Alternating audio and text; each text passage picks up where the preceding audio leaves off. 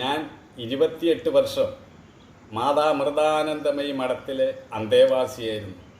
2025 April 1 എൻ്റേതല്ലാത്ത കാരണത്താൽ എനിക്ക് ആശ്രമം വിട്ട് പുറത്തു വരേണ്ടി വന്നു.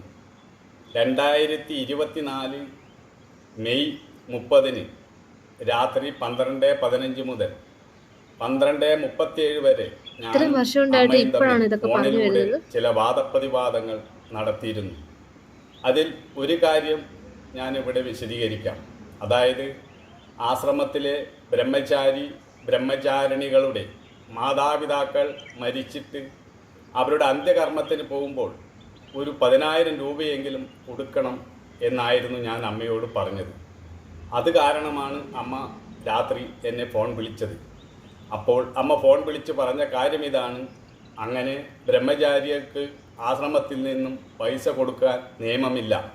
ഞാൻ ആരെയും നോട്ടീസ് അടിച്ച് വിളിച്ചിട്ടില്ല. ഇവിടുന്ന് പോവേണ്ടവർക്ക് പോവാം എന്നാണ് അമ്മ എന്നോട് പറഞ്ഞത്. അതിനെക്കുറിച്ച് കുറേ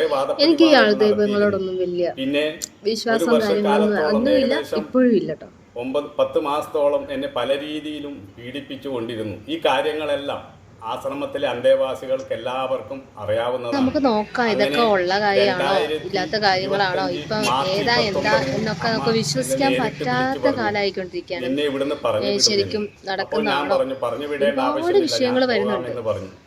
അങ്ങനെയാണ് ഞാൻ 2025 ഏപ്രിൽ 1 ആശ്രമം വിട്ട് പുറത്തു വന്നത്.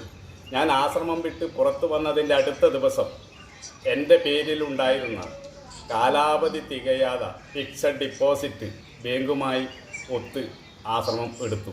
ശരിക്കും ഈ എൻ്റെ പേരിൽ മാത്രമല്ല, അങ്ങനെ ആശ്രമത്തിലെ അന്തേവാസികളുടെ 100 കോടി രൂപ 1-2 ബാങ്കിലായിട്ട് ഫിക്സഡ് ഡിപ്പോസിറ്റ് ചെയ്ത് 9,000-ഓളം ഫിക്സഡ് ഡിപ്പോസിറ്റ് റെസീപ്റ്റും 6,000-ഓളം ബാങ്ക് ചെക്കും ഒപ്പിട്ട് ആശ്രമത്തിൻ്റെ അലമാരയിൽ വെച്ചിട്ടുണ്ട്. അതുപോലെ അന്തേവാസികളുടെ പാൻ കാർഡും ആധാർ കാർഡും എല്ലാം വാങ്ങി വെച്ചിരിക്കുകയാണ്. ധർമ്മത്തെക്കുറിച്ചാണ് നമ്മൾ സംസാരിക്കുന്നത്. പക്ഷേ നമ്മൾ ചെയ്യുന്ന പ്രവൃത്തിയോ, ഒരു സാധാരണക്കാരന് വേണമെങ്കിൽ ഒരു തെറ്റ് ചെയ്യാം.